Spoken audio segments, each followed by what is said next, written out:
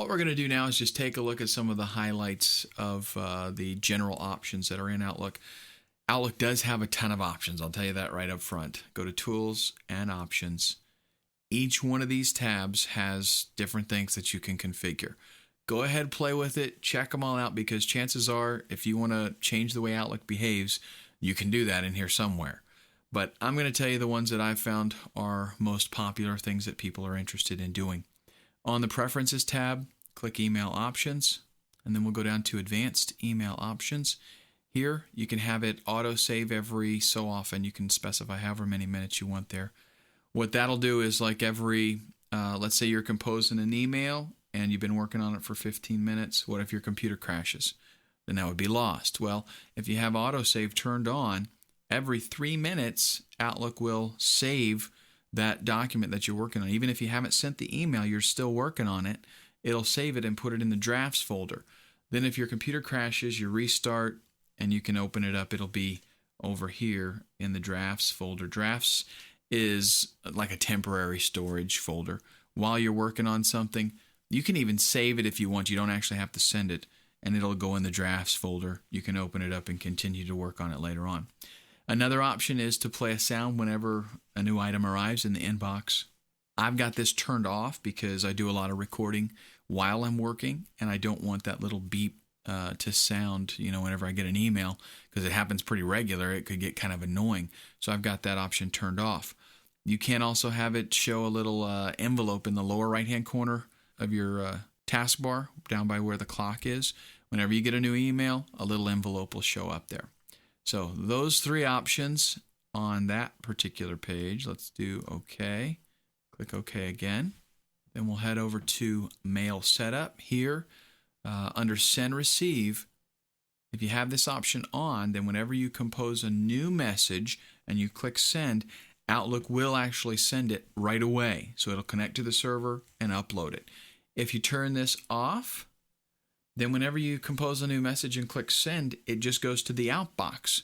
It doesn't actually get sent until you go up here and push Send Receive. Okay, then that occurs. So I'm going to leave that on because I like it to send immediately. And if you click the Send Receive button down here under Setting for Group All Accounts, this second option, schedule an automatic send receive every, and then you specify your minutes. That just means, like, while you're working, if you want Outlook to check your mail throughout the day automatically, then you specify this and tell it how often to do it. Now, if you had different email accounts here, then these options change depending on which one you've got selected. So if I had a new group, then it might be a certain account that I only wanted to check once a day, and then I could just turn that option off, and it would only do it when I manually went in there and checked it. And again, if we turn that off, Outlook's not even going to check unless we click the Send Receive button. So let's close that. And the last option I think we're going to look at is on the Spelling tab.